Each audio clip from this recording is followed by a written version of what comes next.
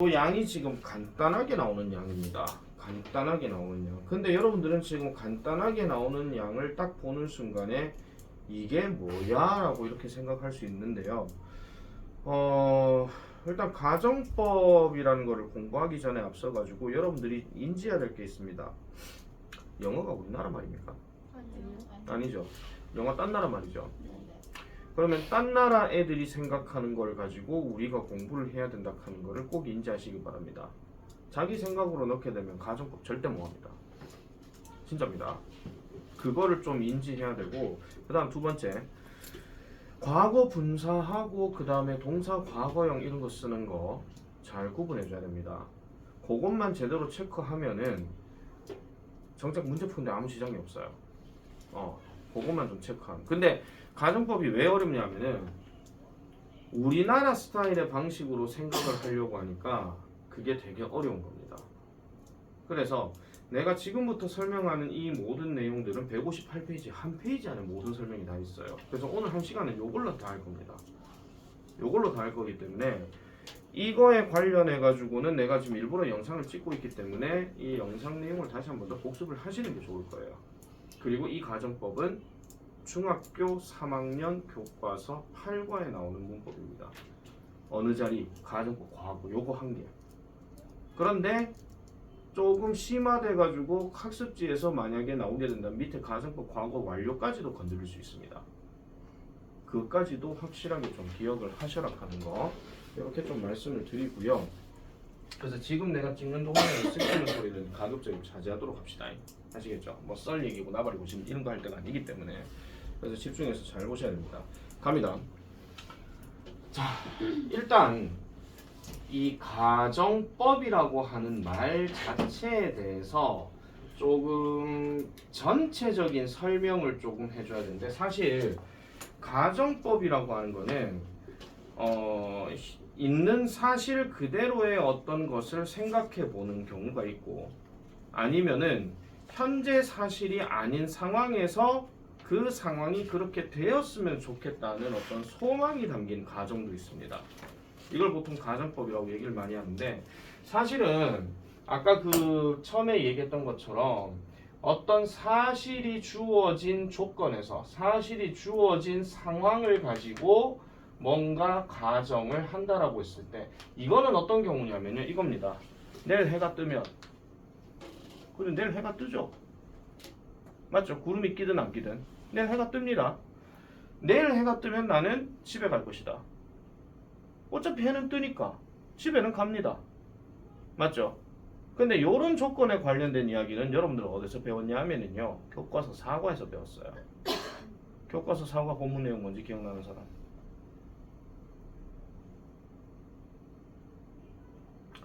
옥토퍼스. 동물도 도구를 쓴다 하는 그 이야기. 거기서 나왔던 문법이 if 자리 요거였거든요. 자, 그런데 사실이 주어진 상황에서 가정한다 하는 거는 다른 말로 얘기하면 조건에 해당되는 것이고, 이 조건에 대한 이야기는 지금 이 책에서 다루는 이야기가 아닙니다. 이거는 우리가 그 접속사 파트에 나왔던 if 그것만 생각해 주면 되는 거고요. 그럼 우리가 지금 배우고 있는 이 가정법이라고 하는 것은 뭘 배울 것이냐? 현 상황이 아닌 상태에서 그 상황이 되기를 바라는 그런 어떤 마음을 가진 표현을 쓸 때 보통 가정법이라고 얘기해요. 자, 가장 대표적인 게 이겁니다. 너희가 갑자기 배고프대. 그래서 내가 떡볶이 사달래. 근데 내가 진짜 돈이 한 푼도 없어. 오늘 지갑을 놔두고 왔거든. 예를 들어서입니다. 그러면 내가 이렇게 얘기하겠죠. 야, 우야 너 나도 배고픈데 근데 내가 오늘 지갑이 없다. 지갑이 있으면 내가 사줄 텐데야. 지갑이 있으면 사줄 텐데. 근데 현 상황은 지갑이 있다 없다? 없다. 그 상황을 토대로 두고 이런 표현을 얘기하는 거예요. 근데 이게 지금 약간 말이 기분이 나빠요, 안 나빠요? 나빠요. 안 나쁘죠? 약간 돌려서 말하는 거기 때문에. 아, 우야는 줬노. 내가 돈이 없다. 지갑이 없다. 내가 지갑 있으면 내가 좀 사줄 낀데 미안하다. 다음에 사줄게. 이렇게 말이 돌려질 수가 있죠. 그런데 만약에 아까처럼 내가 T 같은 상황에서 선생님 떡볶이 사세요. 지갑 없다. 지가 오다 뭐 떡볶이는 뭐 개뿌리 떡볶이네. 지가 반갑다 임마. 이렇게 얘기돼. 그러면은 나를 많이 오래전부터 알고 있던 사람이야. 내 성격이 그런갑다 하고 넘어갈 수 있겠죠. 그런데 처음 그렇게 얘기하는 애들은 상처받을 수도 있잖아요. 그죠? 이런 거를 대놓고 말한다고 얘기하는 겁니다. 그 전 거는 뭐라고요? 돌려서 말하는 거라고 얘기하죠. 그럼 이렇게 돌려서 말하는 거를 가정법이라고 얘기하고 대놓고 말하는 거를 뭐라 하냐면요.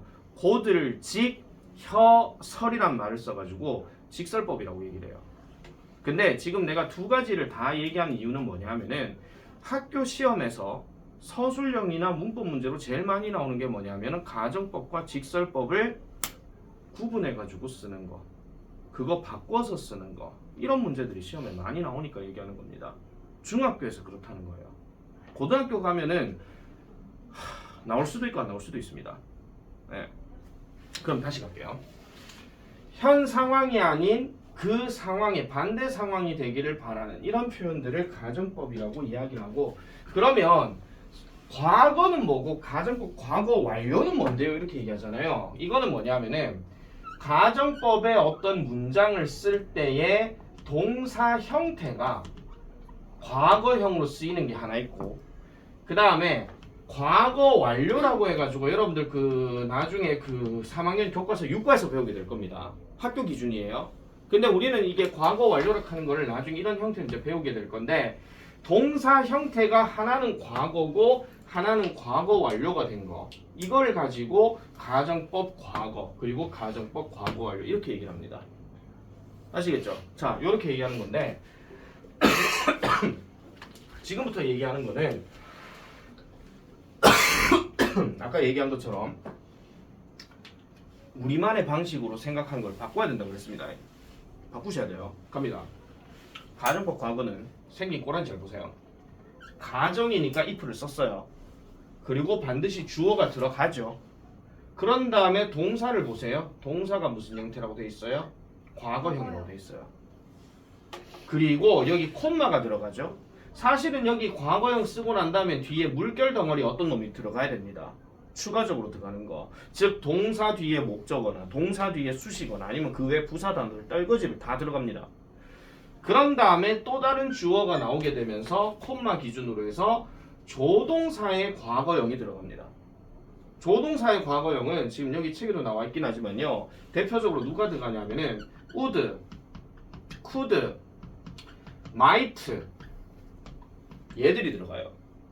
그리고 동사 원형. 왜? 조동사 뒤에는 동사 원형이니까. 요렇게 잡고 역시 플러스 해가지고 물결하고 마침표 끝나는 형태입니다. 그런데 그럼 얘는 해석을 어떻게 하느냐면은 만약 뭐뭐가 뭐뭐 하다면이에요. 지금 우리나라 말 잘 봐라.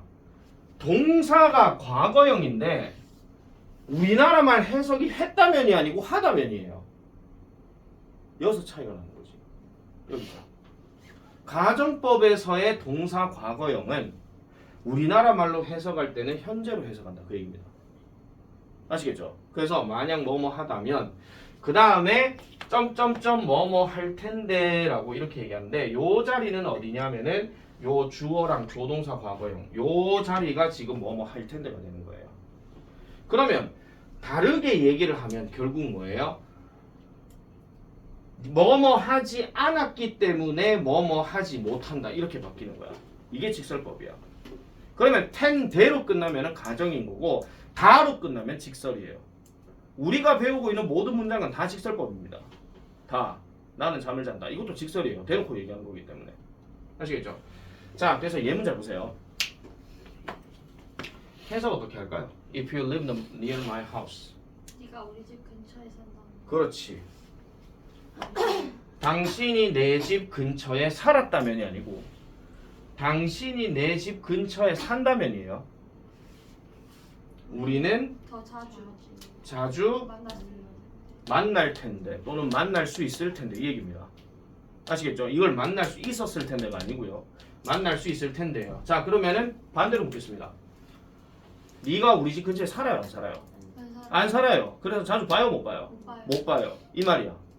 말의 의미를 잘 기억을 해주셔야 됩니다. 다음 밑에 거 볼게요. If it weren't raining, we would go bike riding. 비가 비가 오지 않는다면 우리는 자전거를 탈 텐데. 자전거 타러 갈 텐데 이렇게 얘기하는 거죠. 자, 이 경우는 조금 조심해야 되는 거 말씀드릴게요. 자, 여기에 비동사를 지금 딱 보니까 우리가 배운 비동사는 앞에 is이 있으니까 was를 써야 되는 거 아닙니까? 이렇게 할 수 있습니다. 근데 가정법에서의 비동사는 무조건 were로 씁니다. 이것도 법칙입니다. 이것도 법칙. 물론 문법을 파괴하는 어느 그냥 일반적인 뭐 원어민들 같은 경우는 was를 쓸 때가 있기는 합니다. 하지만 규칙상으로 얘기할 때는 want를 쓰는 게 맞다라는 거죠. 자, 그러면 이거를 지금 잘 보세요. 굵은 글씨 두 개가 지금 연결되어 있는데 지금 잘 보면 있잖아요. 영어 문장을 바꿀 때 직설법으로 바꾸게 된 요 밑에 예문 있잖아요. 이걸 만약에 바꾼다고 하면 굵은 글씨만 바꾸면 됩니다. 굵은 글씨만. 어떻게 바꾸느냐? 밑에 보세요. 가정법 과거는 직설법 현재로 쓸 수 있다. 이렇게 동그라미 치세요. 직설법 현재. 직설법 현재로 쓸 수가 있대요. 현재로. 그러면 직설법 현재로 쓸 때 주의해야 될 사항에 대해서는 이렇게 짝을 짓겠습니다. 잘 보세요. if하고 짝 짓는 거는 일단 접속사가 일단 바뀝니다. 접속사가 바뀌어요. 만약 뭐뭐라면 뭐뭐 할 텐데 하는 말은 뭐뭐 하지 못해서 뭐뭐 하다니까 때문에 접속사가 무조건 들어갑니다. 그래서 as나 because나 하나 더 적으세요. since나 얘까지 들어가요. since. 자, 그리고 지금 잘 보면 live라는 단어를 현재로 바꾸게 되면 lived를 현재로 바꾸면 live입니다. 맞죠? 네. 근데 여가 지금 not이 없지요. don't, didn't 이런 거 없잖아요. 그죠? 근데 여기가 긍정이면 밑에는 부정으로 바뀌어야 된다. 그 얘기입니다. 왜? 반대이기 때문에. 그래서 접속사 첫 번째 바뀌고 요 두 개의 덩어리가 바뀌는데 뭐가 바뀌냐면은 시제가 반대가 되고 긍정, 부정이 반드시 반대가 돼줘야 돼요. 여기가 과거면은 여기가 현재가 되면서 여기가 부정형이 아니면은 여기를 부정형으로 바꿔줘야 돼. 이거야. 이 순서 잘 기억하셔야 됩니다. 근데 굵은 글씨를 제외한 나머지들은 지금 그대로 다 쓰여져 있잖아요. 맞지요? 그대로 쓰여져 있죠. 그럼 뒤에 가볼게요. 위 그대로 쓰여져 있죠. could meet라고 얘기했는데 could의 과거형, 얘가 과거형이니까 현재로 바꿨더니 can이야. 근데 얘가 지금 not이 없으니까 not을 붙여야 되겠지. 그래서 can't가 바뀐 겁니다. 동사 원형은 그대로고요. 그리고 나머지도 그대로입니다. 이렇게 되는 거죠. 그래서 밑에 것도 마찬가지예요. 밑에 것도 if를 as나 because로 바꾸고 얘는 원래가 과거형 비동사였는데 현재형 비동사 바꾸게 되면 그때는 or이라고 안 하고 is로 바꿉니다. 직설법은 그대로 문법 맞춰주면 되는 거니까. raining은 안 건드렸죠. 여기 not이 있었는데 여기 not이 없죠. 그죠? 계속 기억하셔야 돼요. 계속 똑같은 패턴이에요. 그 다음에 would go라고 했는데 would의 현재형 바꾸니까 will이야. 근데 여기 not이 없죠. 그럼 여기 not 넣어야 되죠. 그래서 want 이래 됩니다. go는 그대로 가죠. 쭉 이래 되는 거예요. 이게 가정법 과거 이야기입니다. 하나 했다. 쉬자.